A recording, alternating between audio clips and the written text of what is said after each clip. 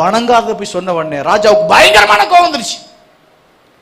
கவனிங்க, அவங்கள அழைத்து வர சொல்லிப்பாரு, உங்களுக்குன்னு இன்னொரு சான்ஸ் கொடுக்குறேன், இன்னொரு முறை உங்களுக்காக எக்காலம் நாதஸ்வரம் கிண்ணறு வீணை எல்லாமே முழங்கும், நீங்க வணங்கிட்டீங்கன்னா உங்களை உயிரை விடுற, இல்லைன்னா 7 மடங்கு அக்கினி சூடாக்கி அந்த சூளையில போட்டுருவோன்னு சொன்ன பொழுது அவங்க சொன்னாங்க, சாத்ராக் மேஷாக் ஆபேத்நேகோ சொன்னாங்க, ராஜாவே நாங்கள் உமக்கு உத்தரவு சொல்ல எங்களுக்கு அவசியம் கிடையாது, நீ ராஜானா ராஜா, எங்களுக்கு மேல ஒரு ராஜாதி ராஜா இருக்கிறார்.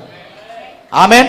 அவர் எங்களை ஆண்டு கொண்டு இருக்கிறார், நாங்க அவருக்கு பயப்படுமே தவிர நீ என்னை கொன்னாலும் சரி நீ என்ன பண்ணாலும் சரி நான் வணங்க மாட்டோம். ராஜாவுக்கு கோபம் வந்து இவங்களை பிடிச்சி கட்டி கொண்டு போய் அக்கினி சூழல் 7 மடங்கு சூடையில போடுங்கன்னு சொன்ன பொழுது குண்டர்கள் எல்லாம் தடியெல்லாம் வந்து என்ன பண்றானா அவங்க அப்படியே கட்டி கூண்டோடு கொண்டு போய் கொண்டுட்டு போறாங்க. 7 மடங்கு அக்கினி சூழல். பாத்தீங்களா, அந்த அக்கினுடைய